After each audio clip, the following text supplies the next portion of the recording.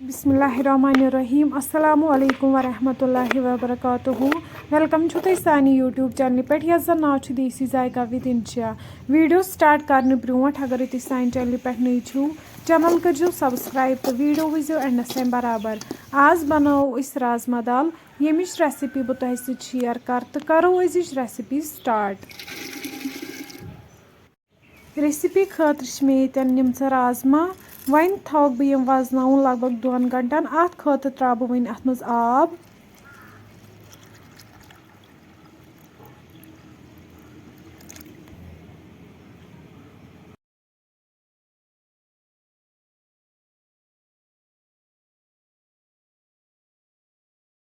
दो घंटे बाद निमो वन ये राजमा तो करो रेसिपी स्टार्ट।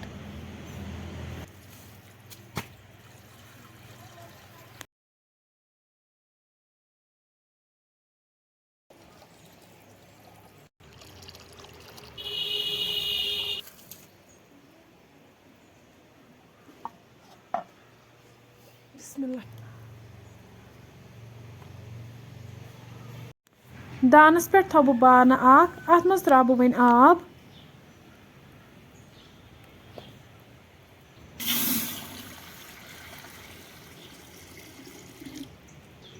अम पत त्रो वन अत मज राजमा यम वजन थम बे त्रो वन ये नून चमचे 2 तो लेद्र चमचे 1 ये त्रो वन मज बड़ल सब्ज ٲl तो दालचीन पे थो वन ठांड तीस कलस निमो वन यपर गंड तो रुहन अत करो न्युक न्युक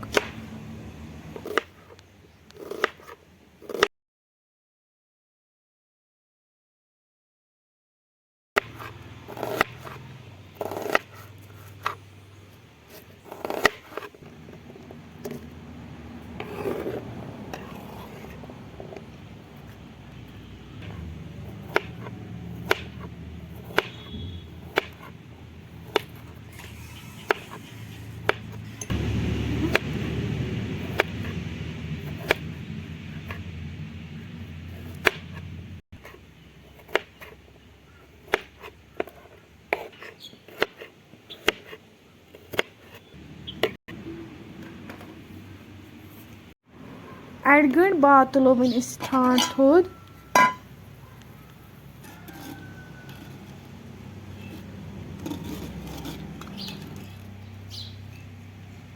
तुम हेकु वुचित राजमा लगभग 40% सॉफ्ट गमित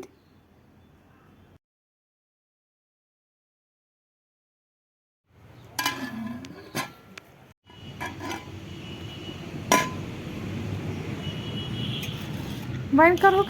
राजमा बी चक तुम हेकु वुचित राजमा बिल्कुल सॉफ्ट गमच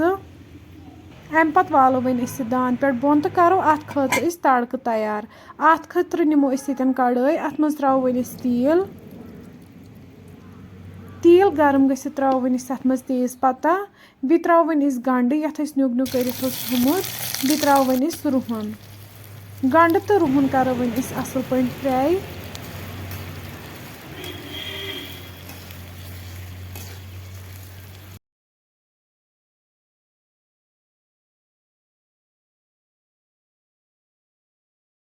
तुम हेकु वुचित गंड तो रुहन फ्राई गोमुत अम पत त्रो वन अत मज मरचांगन चमचे 2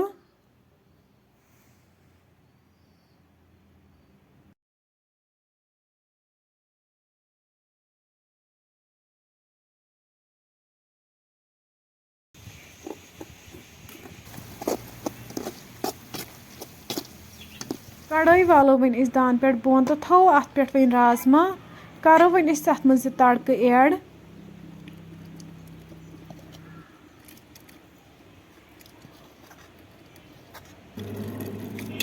राजमा थो वन तीस कलस दानस पे यीस कलस तमिच ग्रेवी कम गि तुम हेकु वुचित राजमा बिल्कुल तैयार वन वालो दान पे बोन फ्रेंड्स अगर तुम सन अजिच रेसिपी पसंद आमच चैनल करो सब्सक्राइब तो बे दीजो पन फीडबैक अल्लाह हाफिज़।